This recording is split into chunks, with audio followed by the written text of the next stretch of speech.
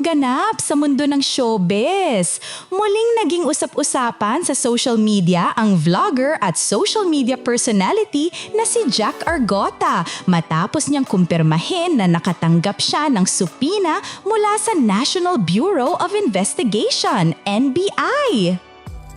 Ito ay kasunod ng pahayag ni NBI Acting Director Lito Magno na posibleng maglabas ng supina laban kay Argota kaugnay ng umano'y pagpapakalat ng peking medical record ni Pangulong Ferdinand Bongbong Marcos Jr. Noong Huwebes, February 5, ibinahagi ni Argota sa social media na dumating na umano ang nasabing supina. May supinan ako! Sa wakas dumating din, haha! Ani Argota sa kanyang post. Nagpasalamat din siya sa NBI sa personal na paghahatid ng supina sa kanyang bahay.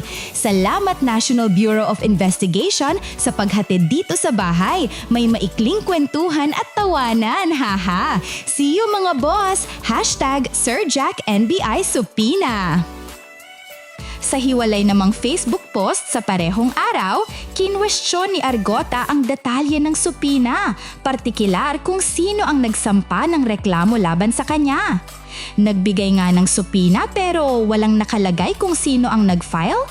Karapatan ko naman siguro malaman yon kasi aabalahin nila ako tapos walang pangalan kung sino, ani Argota.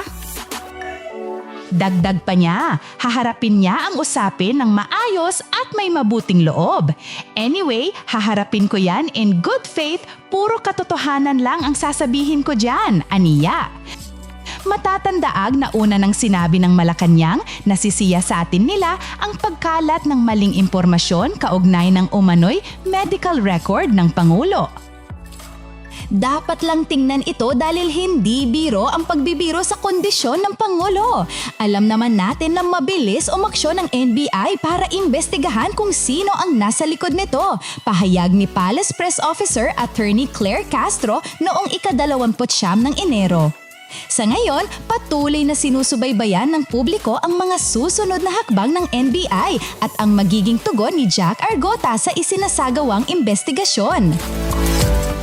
Ang tanong, matapang lang ba sa social media si Jack Argota o handa ba talaga siyang managot kapag humarap na sa NBI?